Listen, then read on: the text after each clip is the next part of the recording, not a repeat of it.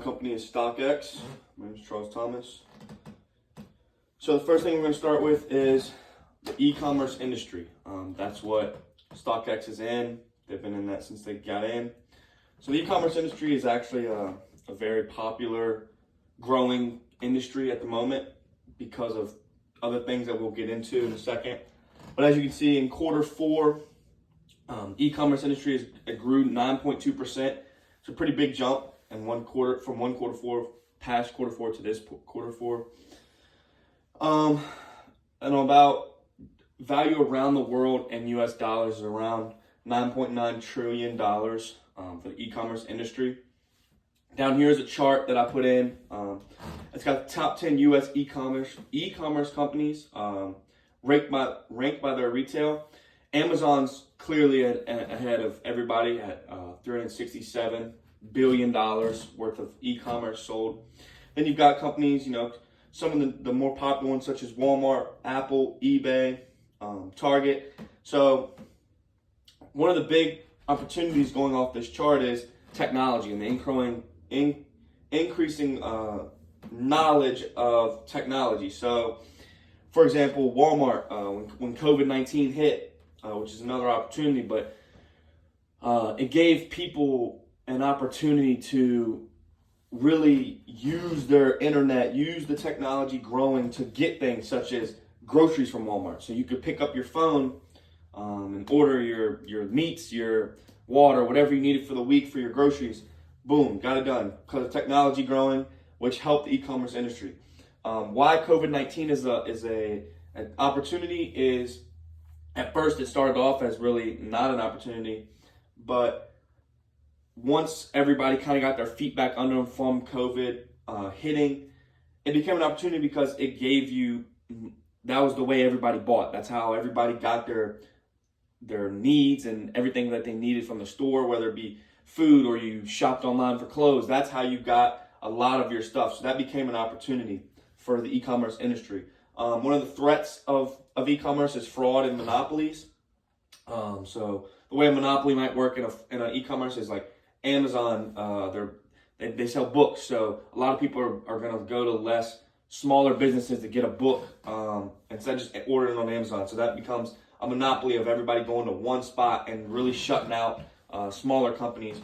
And then fraud, obviously anything on the internet is going to be a threat because it's constantly evolving and constantly trying to get around fraud. And if you're on Amazon and you have fraud on somebody's account, it really hurts your company.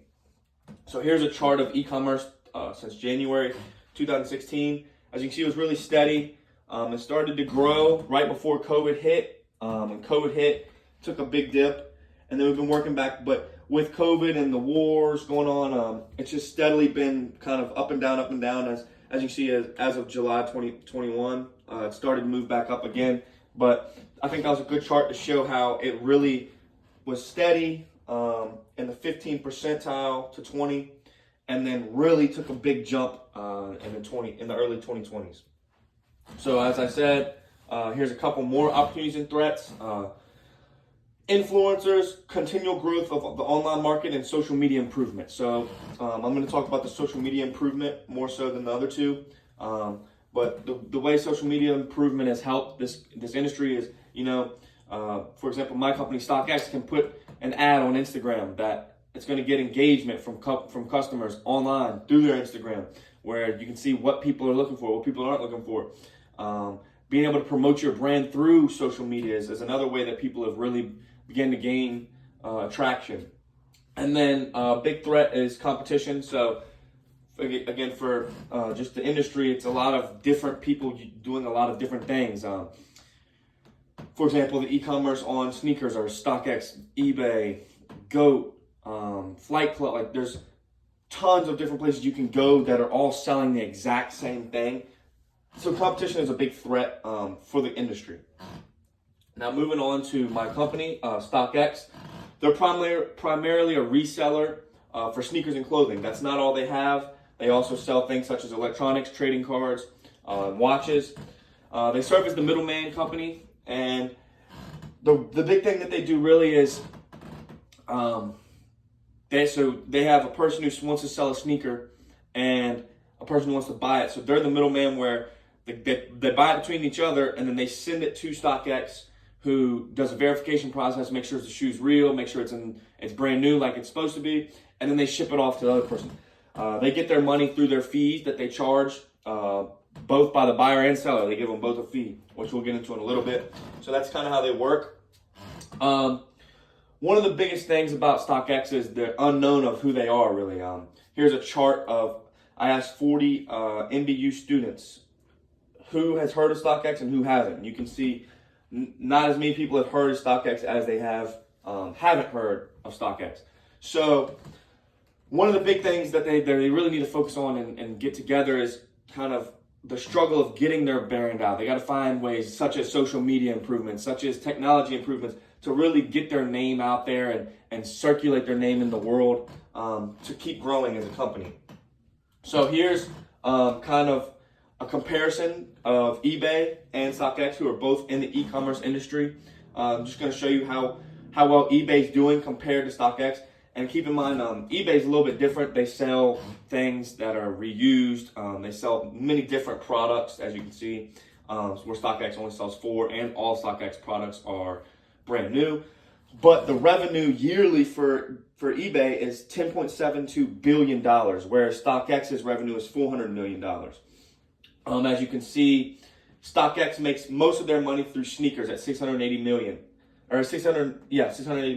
where that's only 2.8% of eBay sales. Most of eBay sales comes from electronics and accessories, as well as clothing and automotive, where StockX makes their second most money is in streetwear. And you can kind of see handbags and collectibles for StockX is really not off the ground, is not very popular. They're actually losing money in handbags, which is something that I kind of looked into more, and I think the way they go about promoting their company is more so as a sneaker and streetwear. A lot of people don't even know that they sell the other things, which is something that they need to improve on a little bit more. But as you can see, eBay just offers a lot more, and they've been around longer than StockX. But I just thought it was a neat comparison to see the different revenues, as well as the different categories and how they all broke down. So that was something I found important. Some of the strengths and weaknesses of StockX. They have really strong relationships, and they have numerous of the same item, which I think is important. So if you want to buy a specific sneaker, they're going to have that sneaker in your size, probably 10 of them from 10 different 10 different sellers. And then you just buy what the price is listed at, but it's never going to run out. They're not going to have issues where they don't have your size, because there are many sellers selling through them at different sizes. So you're never going to go look for a specific shoe and they not have your size, but they have it in 11 or they have it in 12, which is a big strength because they always are going to have what you need. It's just a matter of what you're willing to pay as a customer. Weakness would be obviously their promotions. We talked about that a little bit. And then just some customer dissatisfaction at times, as far as the fees that customers and sellers have to go through. It's caused a little bit of dissatisfaction, as well as the shipping process takes a little while because of the fact that it has to go from one person to the next to be verified and then cleaned up and then sent back out. So that's really led to a customer dissatisfaction they have. So some of the recommendations I ended up coming up with are obviously promotional. I think they should really look at strategies that people such as, eBay, even Amazon, even though they don't sell the same thing, how they promote their brand. You see TV commercials, you see ads on Instagram, and you see ads on TikTok or Twitter, all these social media platforms, as well as TV. I wouldn't necessarily say put it in like a newspaper or something, because that's kind of outdated. But just finding ways to promote their brand is going to be key for them to keep moving forward. Another recommendation I had was one flat price. So as you see, these are the fees. It varies on how many shoes you've sold, how many shoes you've bought, and how much money you've sold or bought, and that just determines what the transaction fee is. I think you need to get rid of that. I think you just need to have one flat price fee that everybody can get behind. Everybody knows what they're going to be having when they buy or sell. It's not, what might I have, what might I not have. Just have one flat fee. I think that's a big key for them That'll cut out that customer dissatisfaction. And then the last thing I would recommend is not all dead stock items. So companies such as GOAT, eBay, they sell shoes that you can buy used. They still have to be real, obviously, and then you have to determine as a buyer what condition it's in. Do you want to pay that price for that condition? StockX only sells new. So, you really have to overpay at times to get some new shoes, whereas, one shoe could be $300 brand new, but it could be $100 used because, it's a little dirty that you could end up cleaning up as an individual. So, and they lose a lot of money that way because people know you can only sell your dead stock sneaker there, which if that's what your company is built around is sneakers and streetwear, only selling the brand new kind of comes back to hurt them because they're limiting themselves on what they're selling and what they're not. So that's a big recommendation that I had moving forward. And then this is